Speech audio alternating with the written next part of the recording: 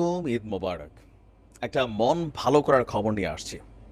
দর্শক, একদিকে যখন পশ্চিমা বিশ্ব ইসলির বিজয়ের জন্য সর্বোচ্চ চেষ্টা করছে, আমরা সবাই ধরেই নিয়েছি যে ভাই, ইসলির বিপরীতে কেউ আওয়াজ তুলবে, প্রতিবাদ করবে এমন কোনো রাষ্ট্র নাই ইউরোপীয় ইউনিয়নে অথবা মার্কিন যুক্তরাষ্ট্রের যে অঙ্গরাজ্যগুলো আছে তাদের মধ্যে।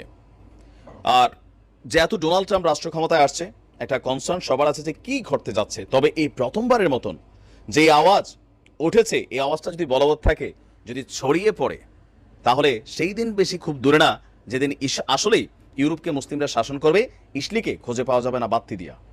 সুসংবাদটা হচ্ছে, দেখেন, এমনি 10টা মানুষ আমাদের কমিউনিটির একটা কথা বলা, ভিন্ন কমিউনিটি শক্তিশালী একটা রাষ্ট্র, ভদ্র একটা রাষ্ট্র যখন ডাইরেক্ট অ্যাকশনে চলে যায়, তাহলে বুঝতে হবে যে না, এই ভদ্রলোক যেহেতু খেপছে, নিশ্চয়ই ওই মানুষটা খারাপ।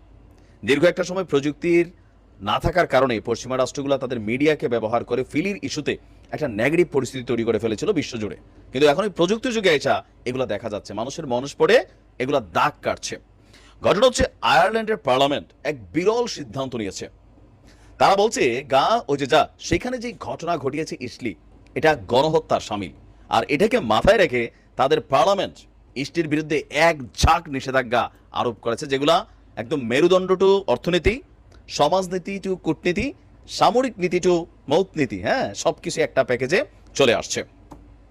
এই প্রথমবারের মতন ইউরোপীয় ইউনিয়নের অন্তর্ভুক্ত দেশ আয়ারল্যান্ড তাদের নীতির এক ধাপ বাহিরে গিয়ে ইসলির বিরুদ্ধে একটা নিষেধাজ্ঞা জারি করেছে। আর বলা হচ্ছে এটা প্রথমবারের মতন এমন একটা শক্তিশালী ভূমিকায় ভদ্রদেশ আয়ারল্যান্ড চলে আসছে। একটা প্রস্তাবের মাধ্যমে আইরিশ আইন প্রণেতারা ইসলিকে অপরাধমূলক শাসন ব্যবস্থা হিসাবে আখ্যায়িত করে তাদের বিরুদ্ধে বাণিজ্যিক কূটনীতিক নিষেধাজ্ঞার আরোপের দাবি জানিয়ে একটি ঐতিহাসিক সিদ্ধান্ত নিয়েছেন। নিষেধাজ্ঞার আরোপের প্রস্তাবে ইসলির সঙ্গে সামরিক সরঞ্জাম, অস্ত্র লেনদেন স্থগিত করার পাশাপাশি ইসলির রাজধানী তেল আবিবে অস্ত্রবাহী বিমানের চলাচল বন্ধ করা এবং আয়ারল্যান্ডের আকাশসীমা ও বিমানবন্দর ব্যবহার করে আপনার যে কোনো ধরনের ট্রানজ্যাকশন আপনার যেন সেখানে না হয়, সেটার ব্যাপারে তারা সিদ্ধান্ত নিয়েছেন। এছাড়া আমাদের বীরদের উপরে বা ওই অঞ্চলে যে ঘটনাগুলো ঘটেছে, এত হাজার মানুষ যারা শাহাদাত বরণ করেছে, এই ঘটনাটাকে গণহত্যাকে স্বীকৃতি দিয়ে মানবাধিকার লঙ্ঘনেরও অভিযোগ চলেছে আয়ারল্যান্ডের মানবাধিকার সংস্থাগুলো।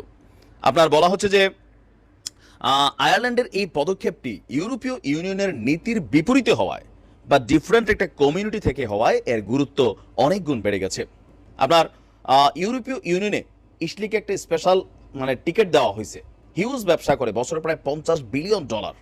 ভাবা যায় এই যে আয়ারল্যান্ড যে ভূমিকা নিয়েছে, এই ভূমিকাটা নেওয়ার কথা ছিল কার? সৌদি আরবের, কাতারের, দুবাইয়ের, বাহরাইনের। আমাদের দেশের সাথে তো এরকম দৃশ্য তো নাই।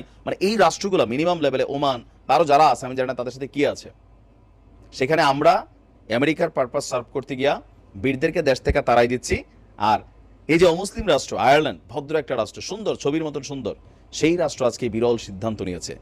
এটা দেখে অনেক মানুষের চিন্তা হবে যে না, এতদিন যা দেখছি আসলে ঘটনাগুলো তো ডিফারেন্ট, খেলা শুরু হয়ে গেছে। ভালো থাকুন।